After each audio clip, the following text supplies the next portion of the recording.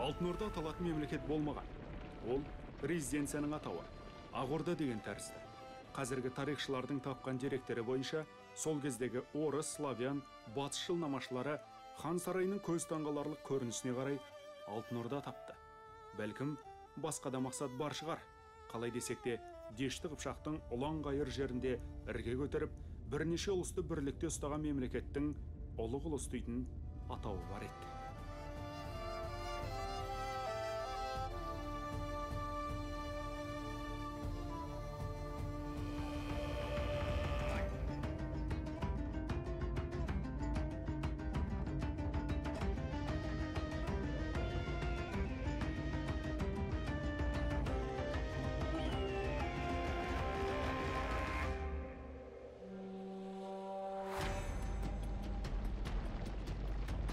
Тарпанатты тақымға басқалы, бұл далада талай адуының күшті алпауыт мемлекет салтанат құрған.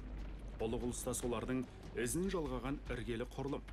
Шыңғыс хан ұрпақтары негізін қалады деп, 2-3 тойға ерік бергеннің өзінде азуы 6 қарыс Абадан империя, түркі тайпаларынан құралған империя. Ендеше ұлық ұлыстың заңды мұрагері қара шаңырақтағы қазақ елі.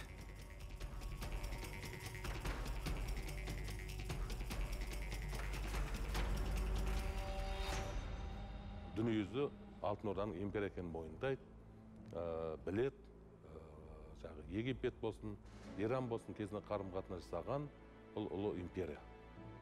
Сол империяның былайша шекпенінен шығып отыр. Орыс мемлекетінде Қазан хандығы, Қырым хандығы, одан кейінгі Ноғай ортасы, Сібір хандығы, Қазақ хандығы.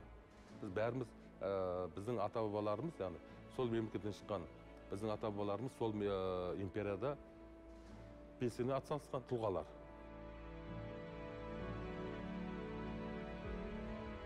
Алтын Орда біздің мемлекеттігіміздің бір бастауы.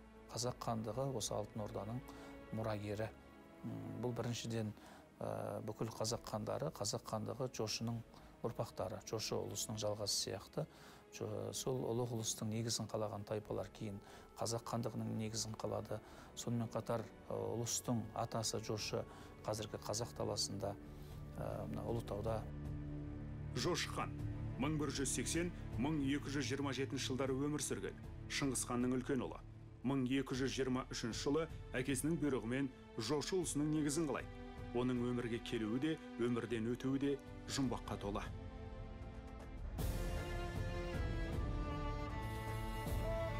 Әлемдік тарихтың беталысын өзгерткен Шыңғыс ханның өзінен де, одан тараған әулеттен де осы күнге жеткен біз білетін бір белгі бар. Тіпті ол жаһандағы жалғыз ескерткіш Жошы ханның кесенесі. Ал оның қазақ даласында, соның ішінде ұлт ұясы Ұлытауда болуы терең символикалық мәнге ие. Оған қоса, оның өлімі жайында өрілетін Ақсақ Құлан атаулы халық күйінің қалуы да тегін болмаса керек.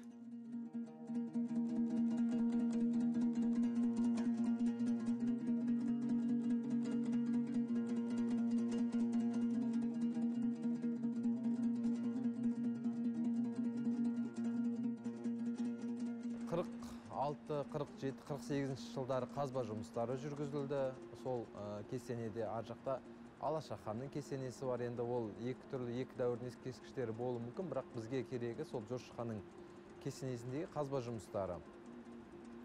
Сол қазба жұмыстары барысында орталық жерлеу орнынан адам жерленген орын анықталды. Яғни оның бір жақ қолының жоқтығы айтылды. Әлкей Марғұланмен ол қолының жоқтығы сол Жошы ханның Ақсақ Құлан жаңағыдай құланның шайнап өлтірді, аңда деген аңызын бір жағынан дәлелдеген сияқты болды.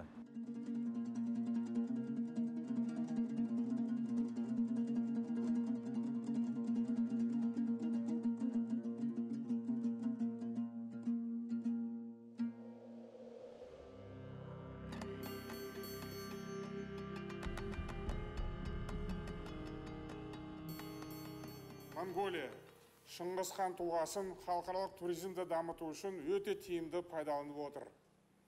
Ал ұлы ханның үлкен ұлы Жошының мазары қазақ жерінде тұрғанын бүгінде еліміздегі және шетелдегі жұртшылықтың көбі біле бермейді. ата бабалардың аманатына адал болу бізге сын. Сондықтан біз Алтын Орданың негізін қалаған Жошы ханның есімін ұлықтауды міндетті түрде қолға алуымыз қажет.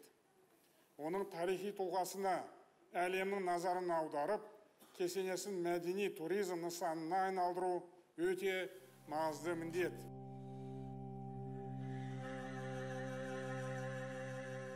Жошы ханымыз ұлдарымен Шыңғыс ханға 80-90% абыройын Шыңғыс хандық солар әкеліп отыр. Кешегі Сайын хан, Батыл хан. Мәселен, Рашиддин жазады, анау Сайын хан жаңағы баты туғанда дейді жаңағы, ана Жошы ханның жаңағы баласы. Оған бата берілген, бата деген сөзден жазылған дейді. Міне бата деген бату келіп тұр ғой міне. Сол батыңыз бүкіл Европаны, бүкіл Евразияны алған сол. Бүкіл күшті көрсеткен сол. Батый хан 1209-1256 жылдары өмір сүрген. Жошы ханның екінші ұлы 1227 жылы әкесі қайтыс болғаннан кейін ұлыстың хан атанады. Русь пен Шығыс Еуропаға 7 жылдық жорық жасап, мемлекеттің аумағын кеңейте түседі. Ал енді бұның қалыптасуы қалай болды дейтін болсақ, әрине қазіргі кезде көпшілікте мынандай сұрақ туып жатыр. Алтын Орданың шынымен құрылғанына 750 жыл ма? Әлде басқа жыл ма деп. Мен айтар едім, дұрыс сұрақтың болуы. Өйткені Алтын Орданың негізін қалаған тұлға ол Батый. Батыйдың 7 жылдық жорығынан кейін 1236-1242 жылдар аралығында Батый 7 жылдық жорыққа шықты батысқа, оны Орысқа жорығы дейді, 7 жылдық жорығы дейді, Шығыс Европаға, немесе Еуропаға жорығы дейді. Сөйтіп 41 жылы 1241-де Киевті алды, ары қарай жорықтар жасады Еуропаны, Шығыс Европаға. Бірақ үгедейдің қайтыс болуына байланысты 41 жылы Батый кейін оралады. Орта жолда жағы Еділдің төмен жағына келгенде Қарақорымда жаңа қан сайлап қойған екен. Жаңа қан сайлағанда үгедейдің жесіріне ақсүйектер ант беріп қояды. Батый ашуланып, оны мойындамай, бармай қалады да, сонда қыстап шығады.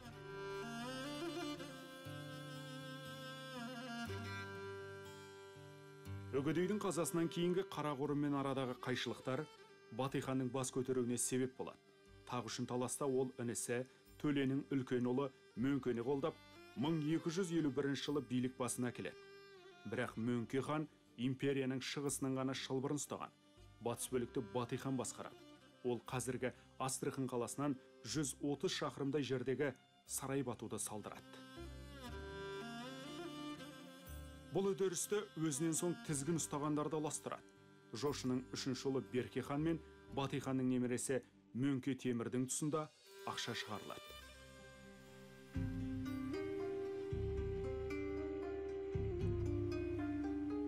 Осы оқиғалармен қатар өзге де жағдайлар өрбіп жатады. 1259 жылы Мөңке хан қайтыс болып, оның бауырлары Арықбұға мен Құбылайдың күресі басталады. Өзара алауыздықтың өршуі Шыңғыс хан ұрпақтарын 1269 жылы Талас өзенінің бойындағы Кенжек жазығында кездестіреді. Құрылтайды өткізуге себепші болған Үгедейдің немересі Қайду хан. Жиынға Шағатай ұрпақтарынан Барақ хан, Жош ұрпақтарынан Мөңке Темір хан мен Берке жары қатысады. Біз Алтын Ордамен бірге құрылған Моғолстанды ұмытпауымыз керек. Себебі Алтын Орданың негізі сол Талас құрылтайында қаланған және Қайду осы мемлекеттің негізін қалаған тұлғаның бірі. Ол да біздің тарихымызда үлкен роль алатын тұлға. Міне ұлық ұлыс Алтын Орда, Моғолстан және Шағатай бұлар бірге ірге тіктеді. Сондықтан бұлардың тағдыры да кейінгі тарихы да қатар өрбіген болатын. Талас құрылтай жайында Рашид-ад-Дин Жамиғат Тауарих еңбегінде былай дейді. Хижраның 667 жылы көктемінде ханзадалардың барлығы Талас пен Кенжектің жайлауында жиналып, кеңес құрылтай өткізеді. Әуелі Қайду сөйлейді. Біздің даңқты атамыз Шыңғыс хан әлемді парасаттылығымен, ақылымен және қылышпен, оқтардың соққысымен басып алып, тәртіпке келтірді, дайындап өз әулетіне тапсырды. Не үшін келіспеушіліктер мен алауыздықтар біздің ортамызда болуы керек? Содан соң барақ сөйледі. Иә, жағдай осындай. Алайда мен де сол ағаштың жемісімін ғой. Маған да жұрт және өмір сүруге дүние тағайындалуы керек қой. Пікірталастың ақырында енді өткен оқиғаларды еске алмаймыз. Жайлау мен қыстауларды әділ бөлеміз деген шешімге келеді. Жамиғат Тауарихте жазылғандай, 1269 жылғы құрылтайда Шыңғыс хан империясының ыдырап, дербес елдерге бөлінгені заңдастырылады. Осылайша түркі қағанаты құрылған.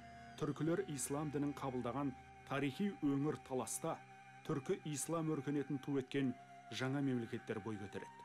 Олар Моғолстан, Шағатай ұлысы және Ұлық ұлыс. Ал бұлардың ішіндегі аумақтысы да, адуындысы да соңғысы екен.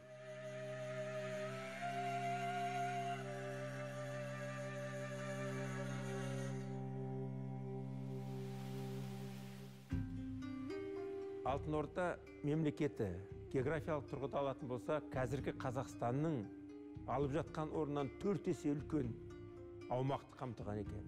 Оған Сібір де кіреді, Оралдың да бір бөлігі, одан Волга өзені, Жайық өзендері, Днепрге дейін, Кавказ, Орталық Азияның біраз бөліктері кіріп жатыр. Сонда қарайсыз, осындай үлкен территорияны, үлкен аумақты қалай биледі, қалай игерді? Бұл кезде экономикада болды. Ішкі экономика, сыртқы сауда, мемлекеттік құрылым жұмыс істеді. Оңтүстік өлкеде кездесетін Отырар қалашығы, Сығанақ қалашығы, Сауран, Жент секілді орта ғасырлық керемет дамыған қалалардан алынған заттай деректер бұл Алтын Орда өркениетінің керемет жоғары дәрежеде болғандығын дәлелді. Оған қоса Алтын Орданың астанасы болған Сарайшық қаласында керемет үлкен бір қалалық мәдениеттің көрсеткіші болатындығын айта аламыз. Мен дүние жүзінің бәрін араладым. Сол аралаған қалаларымның ішінде Сарайшық қаласы Бағдат сынды дүние жүзіндегі ірі қалалардың бірі. Бағдаттағыдай мұнда да қайықтардан жасалған көпір көрдім. Қалада ханның сарайы, 4 мешіт, өте көп қонақ үй бар екен. Бірақ мен оларды көріп таңғалған жоқпын. Менің таңғалғаным, жер шарын шарлап жүргенде көрмеген бір қызықты Сарайшықтан көрдім. Мұнда су әрбір үйге өзі барады екен. Ибн Батута, араб саяхатшысы, 1334 жыл.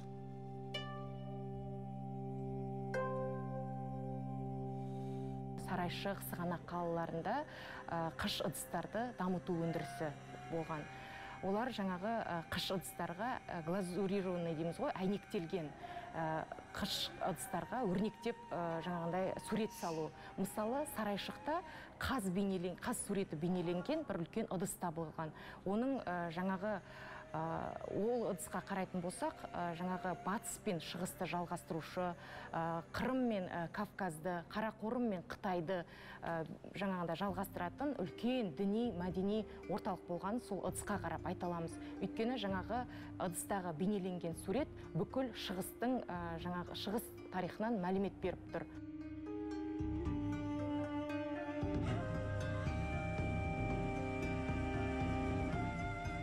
Қалалық мәдениеттің болуы бұл Алтын Орданың тікелей экономикалық сауда байланысының көрсеткішін бере алады. Ол жерден табылған әр хан тұсындағы күміс тиындар, сондай-ақ сауда қатынасын көрсететін алмасу заттарының барлығы археологиялық зерттеулер нәтижесінде табылған заттай деректер олардағы керемет сауда-экономикалық байланыстардың дамығанын көрсете алады.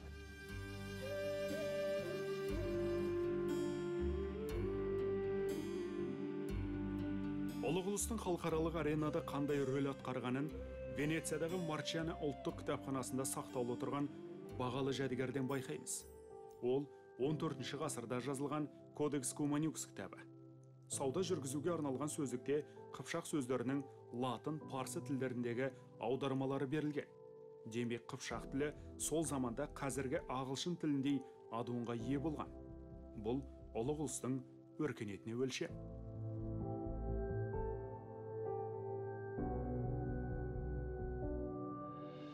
12-13 ғасырда Дешті Қыпшақ пен Венецияның арасында үлкен сауда-саттық қарым-қатынас ұлғаяды. Сол кезінде Венецияның саудашылары Кримға барып, Қыпшақтың саудагерлері Венеция келіп, сауда жасайды, алмасады заттарымен. Соның арқасында Кодекс Куманис деген кітап шықты. Ол Кодекс Куманис кәдімгі словарь сияқты. 3 тілде жазылған, қыпшақша, фарс тілінде, латин тілінде. Себебі сауда жасаған уақытында адамдарға түсінікті болсын. Қандай затты сатып алады, қандай бағаға сатып алады. И ол кезінде Дешті Қыпшақ бір-ақ тілде сөйлеген, қыпшақ тілінде. Кодекс Куманикустың әлғиссасы бір тәңірі деп басталады екен. Бұдан біз кітап авторларының ұлығылыстан болғанын ұғынамыз. Ол кезеңде Дешті Қыпшақ жерінде ислам діні кеңінен таралып жатқан еді.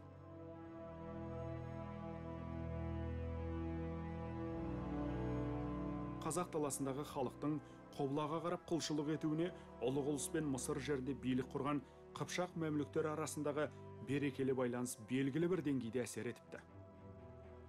Берке өзбек хандардың бейбарыс қалауын сұлтандармен қарым-қатынасы өте жоғары деңгейде болған. Бұл сенімді серіктестіктің нәтижесі, яғни түркі тайпаларының ислам дінін қабылдауы этникалық қалыптасу үдерісін жеделдеткен. Осы тұста ойға қонатын бір дерек араб жазбаларында бұл мемлекетті Қыпшақ даласы деп атаған. Бұрынғы жергілікті түрік тілдес тайпалар мұсылман болады, исламды қабылдап қойған. Ал 13-ші ғасырда келгендер қабылдай қоймаған кез. Міне осы кезде бұлардың бәрінің бір этникалық қазанға қайнап, бәрінің бір этнос ретінде тарих аренасына шығуына ислам діні өте ықпалды. Әр тайпаның өзінің тотемдері болған. Соған сәйкес олардың өзінің рухани кеңістігі болады, қалыптасқан. Ал ислам діні бұлардың бәрінен жоғары. Бұларда ортақ құндылықтар бар.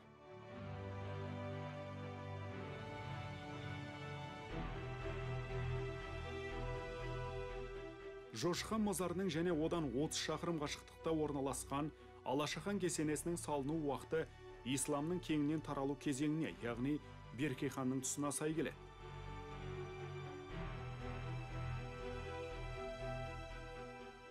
Оны арабша жазулы тастан аңғарамыз және Алашахан дүрбесінің алдынан табылған кірпіштегі таңбаның Берке ханның белгісіне ұқсас болуынан ұйғарамыз.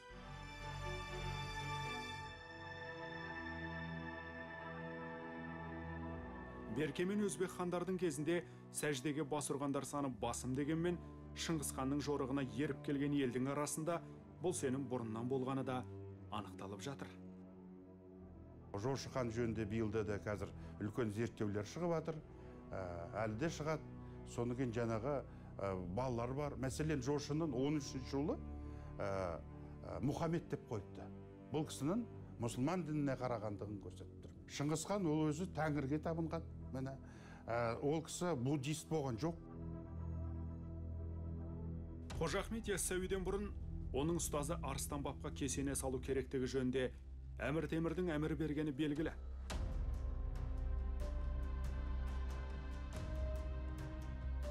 Алашахан күмбезінің де тарихын солай тарқатуға болар. Себебі оны Шыңғыс ханға орнатқан деген ойға қонымсыздау. Жошы ханның арғы бабаларына арналған символикалық мәні болуы мүмкін. Ұлығылыс заманымен байланысты құпиясы ашылмаған құнды ескерткіштердің тағы бірі болған ана кесенесі. Ол Сарысу мен Қаракеңгір өзендерінің түйіскен тұсында тұр. Болған ананы біреулер Жошы ханның қызы десе, кей деректерде келіні деп жүр.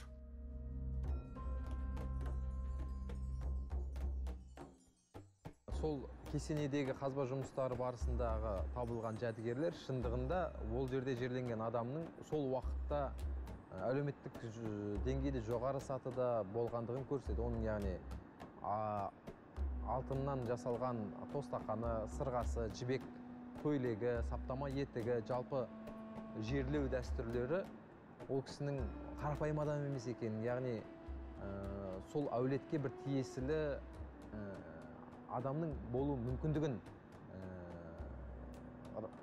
сондай бір қорытынды жасауға негіз болады. Енді ол туысқан туысқан еместігін біз тағы да сол жаңағыдай палеогенетикалық зерттеулер арқылы болашақта нәтижелерін алатын боламыз. Жаңа заманның жаңа технологиялар өткен күндердің өзегін аршуға мүмкіндік беріп отыр. 2018 жылы ұлттық музей ғалымдары Ұлығұлыстың ескерткіштерінде зерттеу жұмыстарын жүргізген. Нәтижелері алдағы уақытта анықталады. Сол кезде Жошы хан мазарында жерленген адамға қатысты ақпарат нақтыланады. Сондай-ақ Орда-Базар қаласы мен Жошы ордасының орнын анықтауда алдағы көп міндеттің бірі. Ұлттық музейде зал құру жоспарланып отыр. Енді осы жылдың аяғына дейін залды ашамыз деп мақсат қойып отырмыз. Бұл залды ашудағы мақсат, яғни Қазақ хандығының осыдан 8,5 ғасыр бұрын өмір сүрген Алтын Орда империясының Қазақ хандығының тікелей жаңағы бастаушысы, қайнар көз екенін халыққа жеткізу, Алтын Орда мұрасын халыққа насихаттау. Ұлығұлыстың аумағының алыптығын ескеріп, зерттеулерді қазіргі Қазақстан территориясынан асыра түссе артық етпес. Бұл мұрагер үшін мұрат болуы керек. Біз Грузияда болған кезде мұражайдан орта ғасырлық картада көргенім Армения, Грузия, Азербайжанның қазіргі түйіскен шекарасында Қазақ сұлтанаты 15 ғасыр. Бұл Алтын Орданың күйрегеннен кейінгі Алтын Ордадан бөлініп шыққан бір рудың ба, бір этностың ба, сол жерде Қазақ сұлтанатын құрғаны. Ол қай Қазақ сұлтанаты? Тарихымызға қатысты талай сұрақ бар. Ал Ұлығұлыстың ұлы даласында зерттеулер жүргізіп, ескі күндердің естелігін сөйлетуге 750 жылдықтың мемлекет деңгейінде мерекеленуі себеп болар деген сенім ұялайды. Алтын Орданың ескерткіштері тек қана Ұлытауда емес, Қазақстанның басқа да өлкелерінде көптеген ескерткіштері бар. Мысалға Ақтөбеде, Оралда, шығысқа қарай баратын болсақ, Павлодарлық Ертіс бойында, одан солтүстік Қазақстанда. Бұл бір үлкен сондай бір археологиялық пласт әлі де зерттеуді қажет етеді. Алтын Орданың барлық жүргізген саясаты, әсіресе мынау толеранттығы, барлық ұлттарға тең қарауы, евразиялық мемлекетке айналуы сияқты үлкен Алтын Орданы сипаттайтын ерекшеліктерді біз бүгінгі Қазақстаннан таба аламыз. Сондықтан қай жағынан алып келгенде де Алтын Орданы бүгінгі қазақ мемлекеттігінің бір бастауы дей аламыз. Егер қазақ хандығы бізді 550 жыл деп тұрсақ, Алтын Орда біздің мемлекеттігімізді тағы да ұзарта түседі.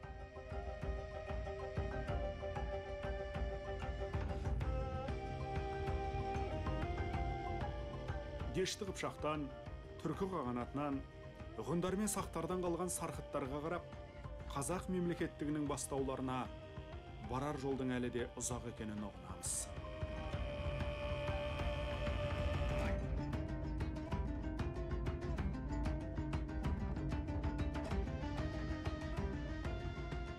Ұлы даланың ұялары жоқ ұлы тарихы мәңгілік ел құруға талпынған халқымыз үшін рухани күш, психологиялық энергия.